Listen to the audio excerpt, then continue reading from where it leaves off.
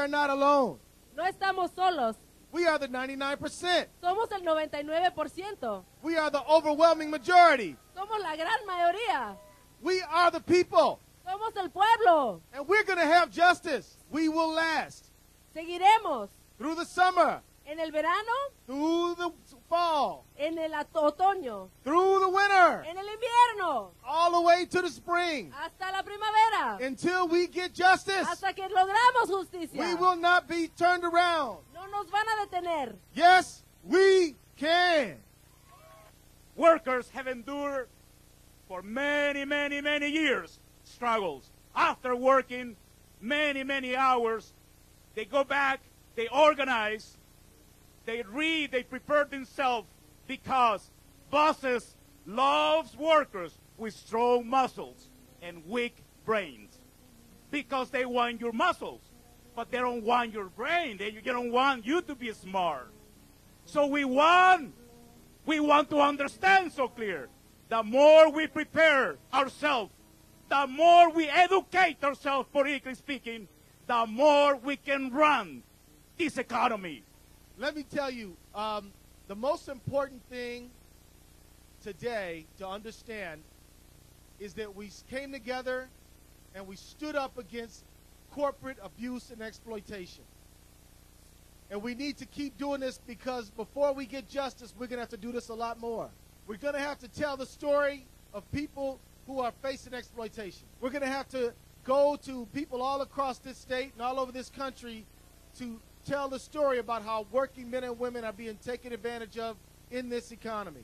We got people, good people who work hard every day, and they're getting paid so little money that they can't even afford to buy the groceries in the grocery stores they clean up at night. So when people are mopping floors and cleaning up those stores at night, they're walking past milk and bread that they cannot afford. They're walking past fruits and vegetables that they can only go to a shelter to be able to get. And even Cup Foods is telling the whole world how charitable they are as they give money to food shelves, yet their own workers need those same food shelves to survive. What if they just paid those hard-working people what they deserve? What if they just paid those hard-working people the money that they should pay? And so in this story that Veronica told me, sadly is a story being played out all over our country. It's a story that people are responding to all over this country. In fact, this whole Occupy movement is based on the same experiences that people have went through in Cup Foods. People all across America being foreclosed upon by these banks, being put out of their home that they tried to keep for their families. And so not only in America are people going out into the streets, people all over the world, people in London, people in Sydney, people all over the world are coming out into the streets to fight this economic exploitation. It's not really leaderless. It just has a lot of leaders, right? So people offer that as a sort of a critique, but it's just a lot of leaders.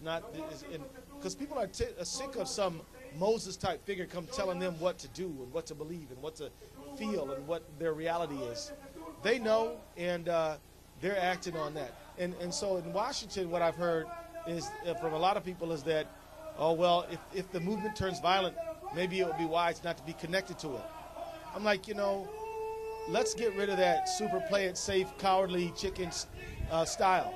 Let's lead with what we believe for a change, and say these people are absolutely right to get out there and just express their outrage with these conditions. I think the Tea Party movement is a different kind of thing, because I think basically a lot of people who are Tea Party activists had a general sense that there were things that were going wrong, that our country had gotten off track, and that the middle-class lifestyle that we've grown accustomed to is getting out of our reach.